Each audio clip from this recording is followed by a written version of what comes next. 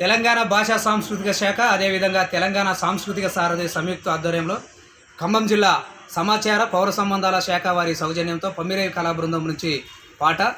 రచన పాగి వెంకన్న, గానం కొమ్ము రమేష్. పల్లె మారెరో మా గల్లీ మారెరో, 30 రోజుల ప్రణాళికతో ఊరు మారెరో, మా